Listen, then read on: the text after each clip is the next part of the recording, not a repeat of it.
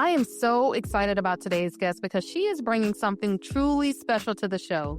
A fresh, fun, and powerful approach to healing that I think so many of you are going to connect with.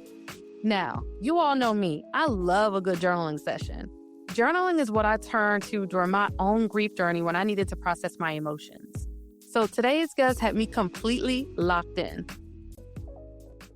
Our guest today is Ashley Wright, founder of Strokes of Freedom, a space dedicated to making healing not just possible, but actually enjoyable.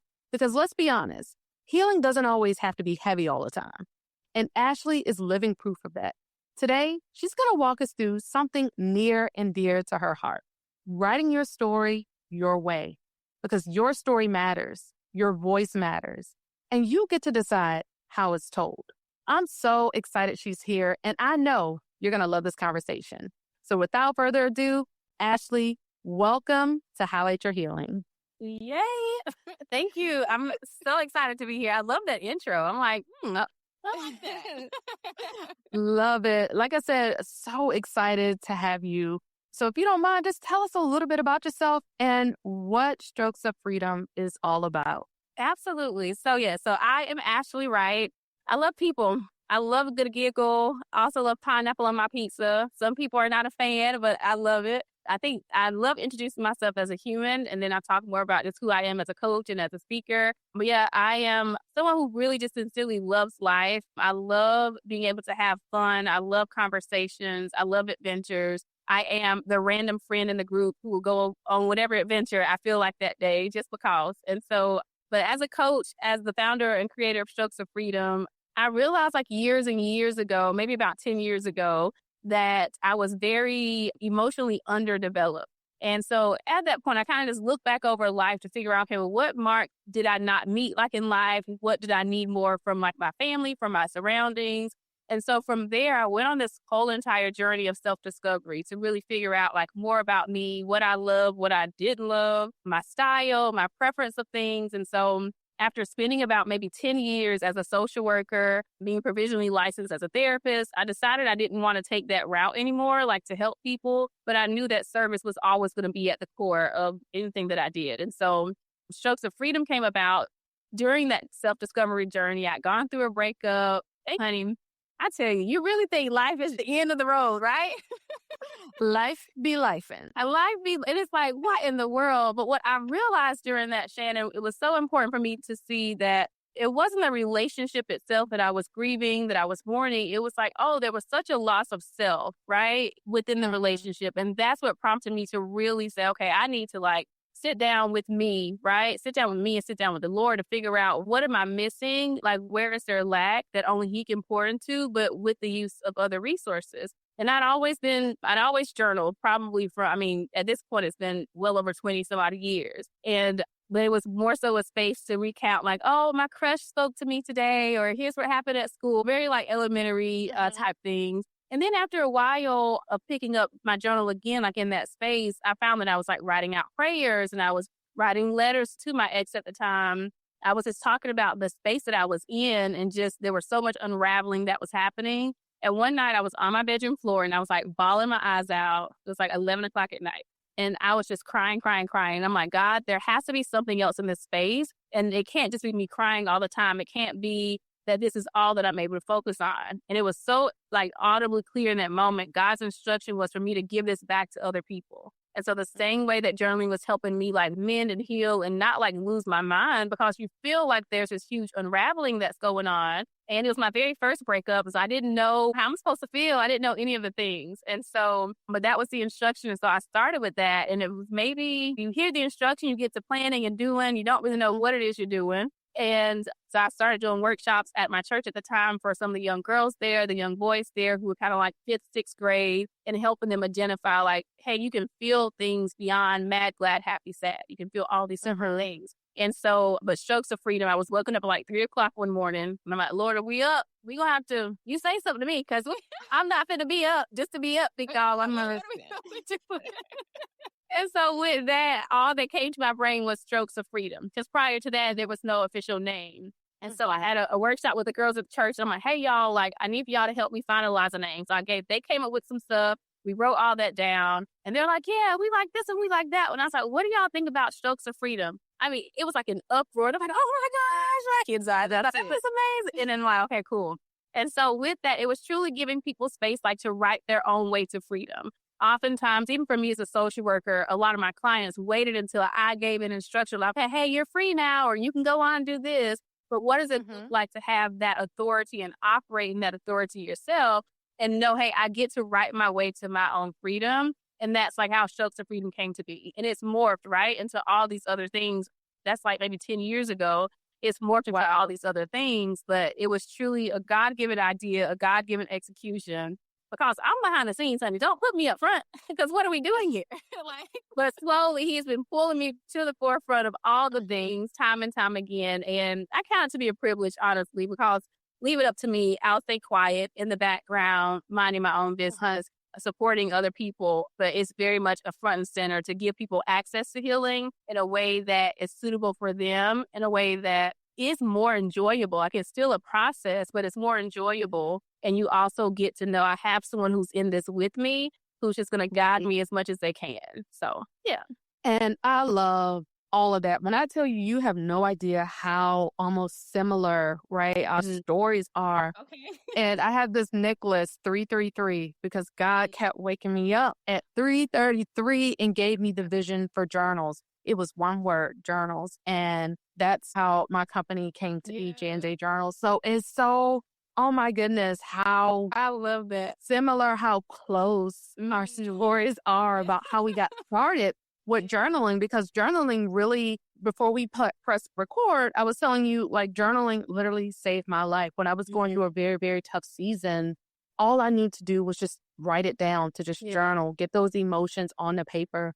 So I love your story and how journaling helped you along the way. And I love the name Strokes of Freedom and how all of it came to be. I tell you, our stories it's so crazy how close and similar it is. And that vision from God, and you were obedient and it moved, right? You were obedient. So I love that. Thank you. So, why do you believe that writing can be such a powerful tool for processing those life experiences that we all go through? Ooh, honey. I'll say it's powerful because, for one, it's practical, right? It's accessible. So we talked about, hey, it's a sheet of paper, it's a pen, it's a pencil, it's whatever you have access to. But also because what we don't realize sometimes as people, we can live life for 5 years, 20 years, 50 years, 80 years. There's always this subconscious programming that's happening in the back end, right? So there are certain things we can say with our mouths, but our brains and our bodies are maybe having a totally different experience. And so journaling gets you in that space where, as you're writing, I tell my clients often, like maybe 2 to 3 minutes into actually journaling, your subconscious really takes over, and that reveals more of that programming that's running. And so it's one of those things of, no matter the situation, no matter the transition, no matter the where you may find yourself in life, journaling can always find itself there because it helps you think about what you're thinking about, and it helps you to see what you're thinking about. So often we have all this programming running and we just accept it as truth. Some of it's just unknown to us, but we have all these thoughts, right? Over 60,000 thoughts a day. So we have all these thoughts that are always running, and our brains aren't designed to, yes, we can process, right? But they're not designed to hold all the information that we try to have them hold. And so I think about, if I am right now today in this one moment, I can't take all of yesterday into today and then already try to take that into tomorrow as well. And so journaling kind of helps you to center yourself right here, right now with where you are. And it just reveals more of like your thoughts to you. Again, no matter the situation or like the life transition that you may find yourself. And so it just gives you room to actually see, oh, hey, this is what I'm thinking. And then from there, you get to decide, here's my next step. Or you just appreciate the awareness that you've now found through the art of journaling. Right. Absolutely. So as you are working through your journaling community, what are some of those most common fears, right, that people have about writing their story? Because that could be scary, putting it on paper. So maybe what are some common fears or some things that you've heard as you're working with your journaling community? I'll say this. The larger ones are, people are so afraid of being seen. And we've probably been there as well. But I think when people really, so many people have told themselves, oh, I've made amends with that. That part of my life is over. But once they're actually writing their story and coming to terms with, hey, because this happened, now I'm having to navigate this other part of life, or now I'm having to deal with anxiety or whatever it is that has come about from all the things they've experienced in life. But I think it's primarily being seen. People are afraid to be honest, because we all know that all of our stories are connected some sort of how, but, oh, I have to edit how I tell my story because I don't want for that person to feel a particular way, or, oh, no one knows about it, so I don't want to shame this person. And so there's all this restriction, so freedom doesn't exist. But I think just in terms of a recap, I would say they're afraid of being seen. They are afraid of being honest. Of course, they're so afraid of, like, what if someone finds it? Like, what if someone finds my journal? What if it's, and the brain, of course, goes to like the most extreme. Somebody's going to find my journal and they're going to contact the New York Times and it's going to be published for the whole world to see. And it's like, honey, that's not going to happen. But it's a real fear. Go ahead, Bray. You didn't say something? No, absolutely. It's a real fear because I hang on to all of my journals, the ones that I've written in. And I don't know, you can share maybe what you do with yours once you complete a journal. And sometimes I don't complete a whole journal because I like to go get pretty journals. And if I see another one I want, then I'll go and start a whole new one. And I didn't finish the last one. I love to collect them because I just like pretty notebooks and journals. But to your point, some people are afraid of what happens or what do you do with it once you're done with it, once you've wrote those scary, those thoughts and those emotions in the journal. And then also, as you're answering that, can you touch on a little bit about, do you go back and read your journals, the previous journals? Yeah, I love both of those questions. I collect journals left and right. I literally have probably 10 upstairs just because I went to TJ Maxx or Marshall's or wherever and it was like, oh my gosh, this is so cute. But when a journal is quote unquote complete, it just goes on the shelf. It goes on the shelf. Some of them are like labeled, some aren't. I give myself room and space to say, cool,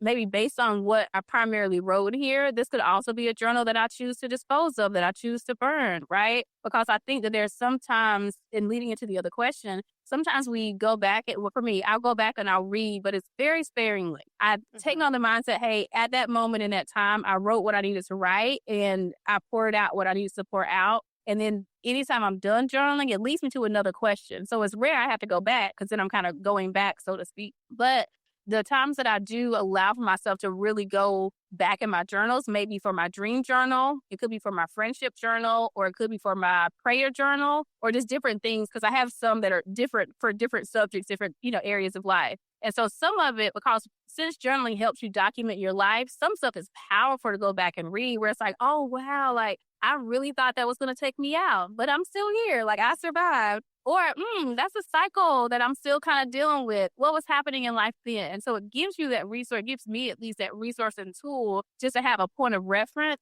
but never in a space where I'm like, let me go back and try to still live in the moment of what was happening then. But it just serves as a way to document your memories and some moments that have happened. So I do go back every now and again, like just if I'm cleaning. If I'm cleaning or locating the journals, I'll find one like, oh no, what's going on here? And it's like, then 2 hours later, I'm just sitting in the middle of the floor, like reading through my journal. But I think for those who are trying to figure out like, what do I do with them? Like, what would they do with them afterwards? It is like person by person. You can store them. You can choose to publish them. You can choose to keep them because maybe you want to pass them along to other people who may also be having a time. Different journals that I've published, like I have a few in the works now, but the ones that I've published were also a collection of different thoughts and journal entries I've had or questions I've asked myself. And now I've placed those inside of a journal for someone else to explore for themselves. So, but it varies. Yeah, it definitely varies. Yeah, no, absolutely right. And I love that. There are definitely some that I go back and I look at my gratitude journal, my prayer journal, and just things that I wrote down and manifested. And I go back and like, look, I wrote this down, even if it was a year ago, and it's happened. Yeah. Right. So sometimes, depending on the journal, I like to go back and look at it or just seeing how much I've grown in that time frame. So just kind of looking for me, those are the things that I do with some of my journals. And most of them I keep around and I haven't actually gotten rid of any. So that's interesting, like how most people, they're different in how they like to hang on to them. Some, like you say, burn them, get rid of them, put them in the closet and don't look back at them ever again. But most of the time I've looked at them just to see how much I've grown from that season of life. Yeah. So It's what, a great what, reminder for sure. yeah, absolutely. So is there any advice that you would give to someone who maybe feel like they are not sure what to write? Mm, yes.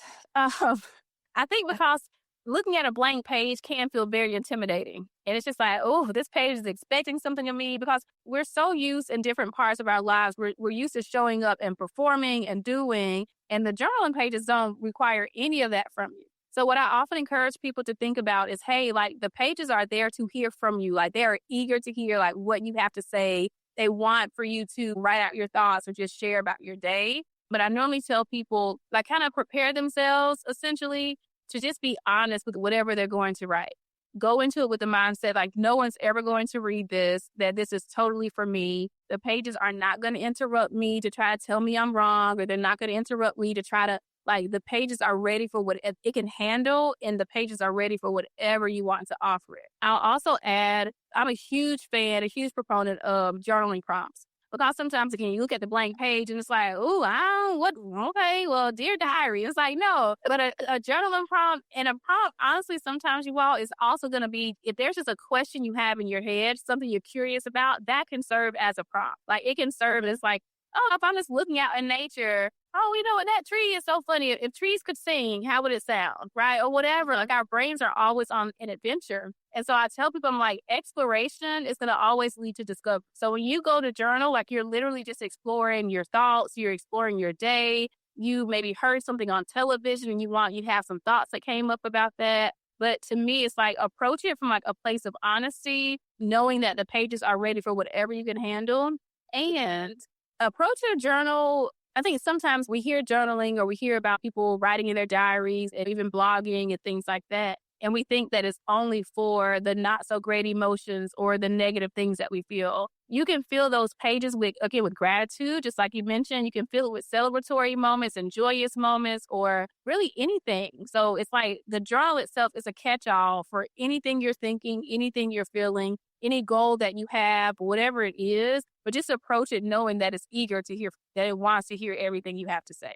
Right, absolutely. And I love both like kind of a free write as well as journal Mhm. prompts. Free write for me, I'm just like pouring on the page, just getting out all of the emotions, whatever it is that happened during that day, that week. So I love a good free write journal where I can just write it out. But I also enjoy the prompts for those days where I'm like, I want to focus on this one thing, and prompts kind of help get my thoughts flowing as well. Mhm. So can you talk a little bit about, so more so maybe on the corporate spectrum, if you Mhm. don't mind kind of going a little bit into detail about that, and without giving away too much information, Yeah. how do you partner maybe with workplaces, corporate settings around journaling? Yeah. For the corporate space, my primary approach is wellness. I think that sometimes people maybe hear like, oh, journaling workshop, and they're not thinking about that being something that, oh, yeah, we want our team members to experience that, or we want our nurses to do this. So I tend to lead with, hey, here's a wellness workshop. And what I love about, I think with God being so creative, like he, of course, has made us very creative. And so I hope you just hear from people, hey, what are some things that your team is dealing with? You all have a survey of different things that your team is trying to work through. How is the cohesion? How's the atmosphere? Whatever it is. And so what I let myself do is hear from the actual people who want to bring me in. And then I curate workshops that are specific to them, to their team, to their industry. But what I lead with often is like, hey, I'm in the work of like servicing humans. So I put the human first because oftentimes you show up to work and you sometimes maybe a number, or it's just like, hey, it's all about productivity. But as an employer, you have humans who also have life stuff happening. Maybe there's grief and loss. Maybe they're also transitioning and moving somewhere. Maybe there's strain in their household, and that impacts how they show up at work. And so I just lead with like overall wellness, like employee wellness workshop, and just curating that sometimes with like an actual activity that they can do, but always making it practical that if you come in here for an hour and a half, you may feel amazing. Not may, you're going to feel amazing and wonderful once you leave, because now you feel more connected to yourself. You feel more seen. Because I leave with the human first, you now are able to see your team members and coworkers differently because they're also having a human experience. But then you leave out and you maybe are great for a couple of days. But I make sure I also leave tools there that people can use on a regular basis that are super practical. And then, of course, I just make my actual communities open to the teams as well. But In short, I leave, human first. Because, man, if the human is taken care of, let me tell you what, it's a game changer. Right. You have to take care of your people. And I love that you're doing that. And in my current, I have a 9 to 5 corporate girly. We have those wellness type of events as well. And journaling has been one of the focuses of our wellness events. So I love that you're offering that and doing that within the corporate space. So kind of talk to me about when you are leading with your community, your journaling community, what do you hope people take away from your journey? I hope they take away the importance of like centering self. That's one of the main things. A lot of what comes up for like my clients, either one-on-one or in group settings, people have like lost their voice in so many different spaces. And it's because someone has either directly or indirectly like prompted them to be quiet, right? Prompted them to abandon themselves and all those things. So a lot of the work we end up doing is like recovering and unlearning, right? Unlearning self-abandonment, unlearning, being a people pleaser, unlearning putting yourself last. And so my hope and my desire and what I've seen is them like speaking up more like for themselves and like truly finding their voice. But also from my own journey, I hope they take like, what's the word I want to use? I hope they take a new perspective on like what hope is. I talk to my clients a lot about like, here's where you are now. And there's a whole other side to where you are right now. You maybe can't see it yet because that was huge in my own journey. Like once I gone through the breakup and realized that there was a lot of work emotionally that I had to do, I remember thinking, I'm like, well, there's like another side to like where I am now. Like there's something else on the other side of this.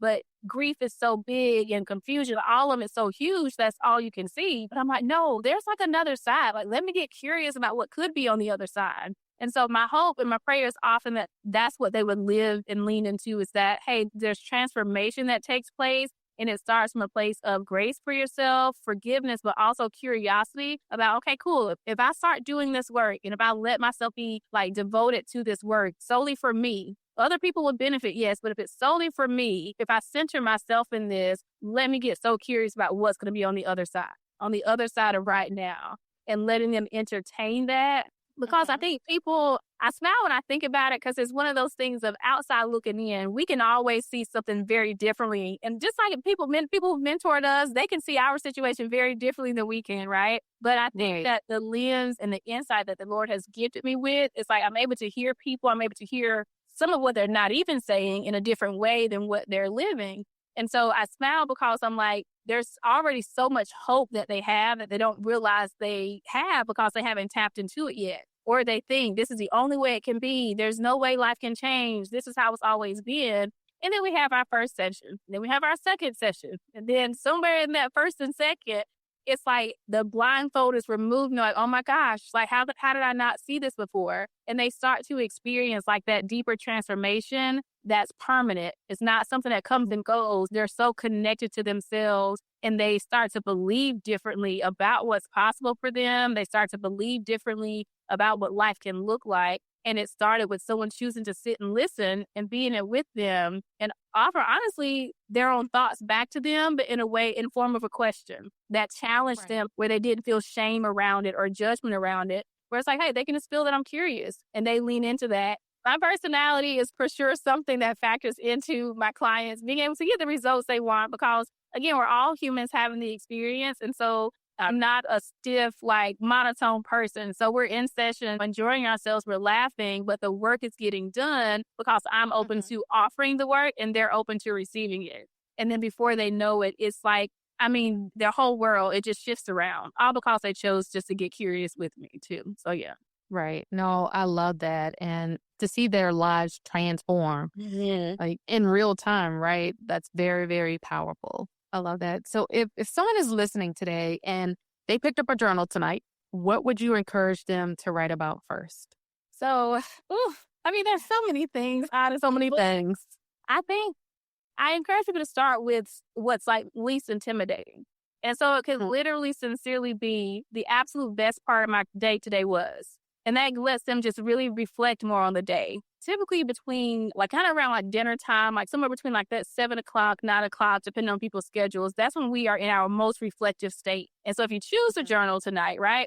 Go hey, you're done with dinner, you're prepping for dinner, or it's in the oven. Give yourself 10 minutes just to sit and just say, hey, what am I even feeling right now? We have to ask the questions that we don't normally ask ourselves because we are so on autopilot. Even if someone else does ask, how you doing? Oh, yeah, I'm good. I'm great. And you keep it moving. Right. Ask yourself, hey, how am I doing? What was the best part of my day? How does right now my body feels? And just allow for it to be that you sit in that moment for 10 minutes and just see just what comes up. And again, I say 10 because those first 2 to 3, you're kind of just scribbling, just jotting some. And then before more of the stuff actually comes up because you're giving your brain a question or a task and it's going to hunt down that information for you. But yeah, I would say or even again, I keep them very simple. Now, I have some hard hitting questions and the people love me because of my questions. I have the questions that are kind of rock the people some, but I think just if someone's just starting out and they're just wanting to just say, hey, this is something I want to at least try out. I think even them writing a letter to themselves is always something that is super enlightening. So it's if it is just hey, dear me, or thinking about, hey, the next 6 months, what do I want for life to look like? And journal that as though it's already happened. Today is whatever 6 months from now. Today is whatever. And I just finished up at my job for the day. I got the puppy I wanted, whatever it is, but letting yourself really just write to you, just to check in with yourself and see where you are. And then just go from there. But it gets to be just that simple. It doesn't have to be intimidating. You're just writing to you. We talk to ourselves all day anyway. You're just talking to yourself in the You're writing it down. Exactly. I love that so much. Actually, I would say this conversation has been so good. And I know our listeners are walking away feeling inspired, empowered, and just ready to pick up that pen and journal. The way you make healing feel accessible and even fun is just such a gift. And I'm so, so grateful that you shared your story with us today. So for anyone who resonated with what Ashley shared today, I want to encourage you. Your story is worth telling. Whether you are just starting your healing journey or somewhere in the middle of it, know that you have everything you need to write it your way. So Ashley, before we go, where can our listeners find you and connect with Strokes of Freedom? Yeah, absolutely. So my website is strokesoffreedom.com. That leads out to my newsletter, it leads out to my social media. Across social media platforms, it's Strokes of Freedom. So just like a pen stroke, Strokes of Freedom, you can find me there. And I'm excited just to connect with y'all and just to make journaling something that's more accessible, something that you enjoy, and something that you get to see the power of for sure. Oh my goodness. Thank you so much again for being here. You are truly a blessing to this community, and we would love to have you back. I'll be back.